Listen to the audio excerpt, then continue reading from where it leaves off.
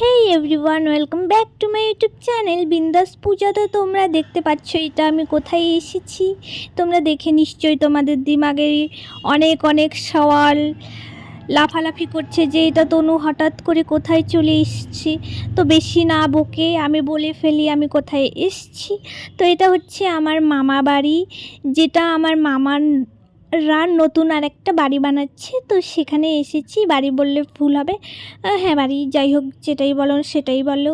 তো এখানে এসেছিলাম, কাজ চলছে আর আমরা একটু দেখতে যে কদ্দূর কি হয়েছে। আমরা তো অনেক দিন পর পর যাই তো মামা বাড়ি, সেজন্যই আমাকে আমার আন্টি নিয়ে গিয়েছিল দেখাতে, মানে আমার পাপাকে স্পেশালি।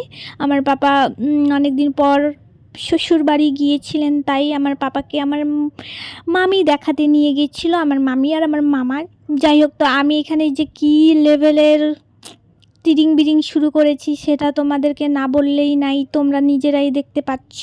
তো যাই হোক, এগুলো সব করছি আমি আমার বোনের আদেশে। আমার বোন বলছে আমাকে এটা কর ওটা কর, ওর আদেশ আমার পালন করতে হয়, নইলে আমাদের যে কি লেভেলের চুল টানাটানি মারপিট হয় সেটা যদি আমি কোনো দিনও ক্যামেরা বন্দি করতে পারতাম, তাহলে হয়তো বা আমার চ্যানেল এতদিনে million million million billion views হয়ে যেত, মিলিয়ন মিলিয়ন সাবস্ক্রাইব হয়ে যেত। সেই কারণেই আমার চ্যানেলে কোনো সাবস্ক্রাইবারও বাড়ে না, কোনো ভিউজও আসে না, যে আমাদের চুলাচুলি মারপিটটা আমরা দেখাই না। যাই হোক, সেটা বড় কথা না, বড় কথা হচ্ছে গিয়ে এতগুলা রুম ঘুরতে ঘুরতে আমার পায়ের 12টা বাজে গেছিলো গা।